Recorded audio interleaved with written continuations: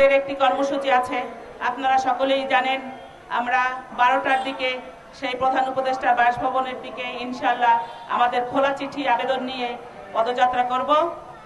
যেভাবেই হোক আমাদেরকে শিক্ষক উপস্থিতি বাড়াতে হবে।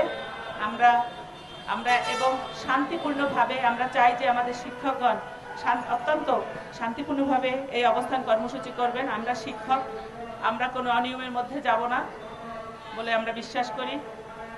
আপনাদের কাছে অনুরোধ থাকবে আমরা শান্তিপূর্ণভাবে আমরা আমাদের দাবি দেওয়ার কথাগুলি বলে যাব। আমাদের দাবিগুলো আশানুরূপভাবে পূরণ হয়ে গেলে ইনশাল্লাহ আমরা আবার আমাদের পরিবার এবং নিজ কর্মস্থলে ফিরে যাব। আপনারা জানেন বেসরকারি প্রাথমিক বিদ্যালয়গুলি 20, 25, 22 বছর, 27 বছর, 30 বছর আগে পরিচালিত। আমাদের এখানে বয়স্ক অনেক শিক্ষকগণ আছেন, তাদের বিনা বেতনে জাতি গঠন করে দিয়েছেন। তাদের বিদ্যালয়ের শিক্ষকরা এখন বড় বড় কর্মকর্তা হয়ে গেছেন, সরকারি কর্মকর্তা হয়ে গেছেন, অথচ এই শিক্ষকগণ 1 টাকাও বেতন পায় না। এটা অত্যন্ত কষ্টকর এবং হৃদয় বিদারক। আমরা বৈষম্যের শিকার। বাংলাদেশে 26,193টি বিদ্যালয় জাতীয়করণ হয়েছে।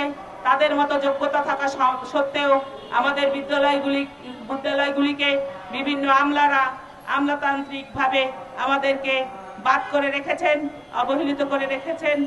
আমরা নির্যাতনের শিকার, আমরা বৈষম্যের শিকার।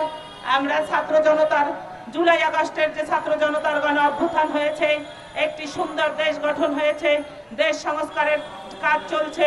আমরা চাইব বাদ পড়া বেসরকারি 4,500 বিদ্যালয়গুলো, চলমান বিদ্যালয়গুলো জাতীয়করণের আওতায় নিয়ে এসে বাংলাদেশে হয়তো আর কোনো প্রত্যন্ত গ্রাম অঞ্চলে এই বিদ্যালয় আর বেসরকারি প্রাথমিক বিদ্যালয় আর সরকারিকরণের প্রয়োজন হবে না। এইগুলিকে জাতীয়করণ করা হলে জাতি গঠন করায় রাষ্ট্রের একটু উপকার হবে এবং আমরা চাইব যে এই বিদ্যালয়গুলি যেন দ্রুত জাতীয়করণের আওতায় নিয়ে আসা হয়। আপনারা জানেন ইতিমধ্যে আমাদের এক এক করে শিক্ষকগণ আসতে শুরু করেছে। 12টার মধ্যে আমাদের যে কর্মসূচি ইনশাআল্লাহ আমরা সফল করব। আল্লাহর নামে আমরা প্রতিজ্ঞাবদ্ধ হয়েছি যে আল্লাহ আমাদেরকে, এই শিক্ষকদেরকে যেন আর কোনো কষ্ট হয়রানি ভোগ করতে না হয়, আমরা যেন আমাদের কাঙ্ক্ষিত লক্ষ্যে পৌঁছতে পারি। চলছে বাদ পড়া বেসরকারি প্রাথমিক বিদ্যালয় 3য় ধাপে বাদ পড়া বেসরকারি প্রাথমিক বিদ্যালয় জাতীয়করণের লক্ষ্যে অবস্থান কর্মসূচি। শিক্ষকগণ মানবতার জীবনযাপন করছে এবং এইসব বিদ্যালয়ে 8 লক্ষাধিক শিক্ষার্থী তারা সরকারি উপবৃত্তি হতে বঞ্চিত। এ পর্যায়ে আমাদের মাঝে উপস্থিত হয়েছেন আমাদের সভাপতি মামুনুর রশিদ খোকন স্যার। আপনাদের উদ্দেশ্যে তিনি কিছু কথা বলবেন।